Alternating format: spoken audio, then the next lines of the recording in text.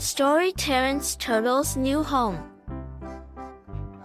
A classic fable of friendship between two swans and a turtle. The novel retelling and presentation of this story is sure to become a favorite bedtime recreation for all the little readers. An exciting story whose few readers will watch the full video, eager to know what happens next. On a huge mountain, in a big forest, there was a medium-sized meadow and a small pond. In this small pond lived Terrance, the turtle, and his two best buddies, Sam and Sally Swan. Oh, you may think it odd that a turtle and swans were buddies, really true friends, but I assure you, they were. Every day the three of them would search the pond for food, swim together and play games, and tell stories on the shore.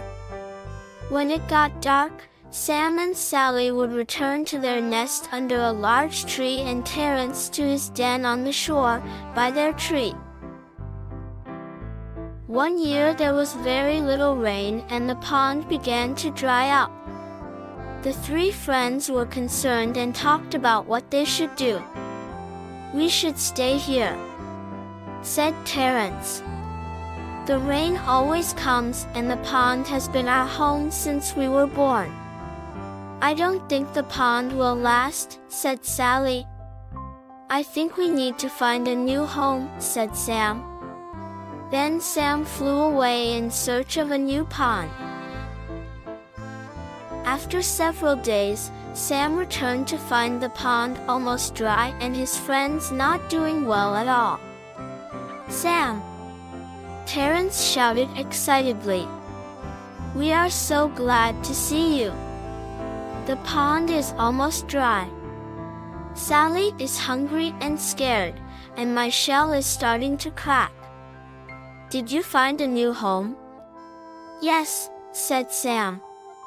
"It is beautiful but very far away and I don't know how you will get there." The three talked for a long time. Then Terrance said, "I will stay here and dig deep into my den and the two of you, my true friends, fly to your new home." "No," shouted Sally. "We will all go."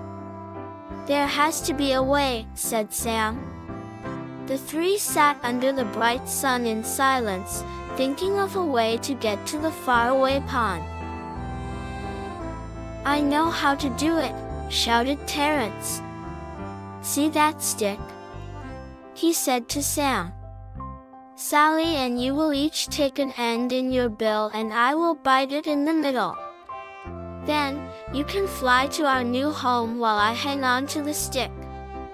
We can all be together." Again, the three sat in silence thinking about Terrance's idea. "It will work," said Sally. "I agree," said Terrance. "Maybe," said Sam. Sam looked at Terrance and Sally for a few minutes and said, "Yes, I think it will work, but none of us can talk or open our mouths, no matter what.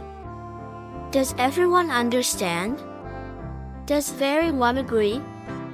"Yes," said Sally. "I agree too," said Terrance. "Terrance," Sam firmly said, "it is most important that you do not talk or open your mouth. Remember, you can't fly." "I understand," said Terrance. Within minutes, Sally and Sam each had the stick firmly held in their bills. Sam opened his mouth and bit down on the stick. They were off. Sally Swan and Sam Swan flew side by side, separated by a stick, with Terrance Turtle hanging in the middle. It was a very strange but funny sight. As they flew, climbing higher and higher, no one dared talk or open their mouth. Faster and faster, higher and higher, Sally and Sam flew. Terrance was terrified. As they passed over a town, they could hear the people talking and laughing. "Look up in the sky," shouted one boy. "What is it?" asked another.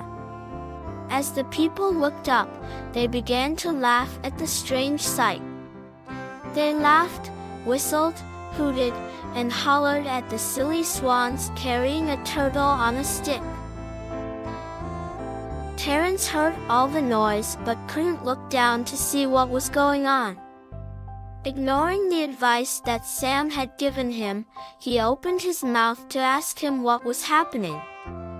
Before he could say a word, he was falling and looking up at his flying friends. "Oh, don't worry. Terrance didn't get hurt.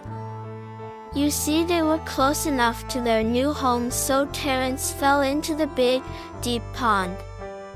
But not listening to his true friend could have ended it differently for him. Goodbye, my friends.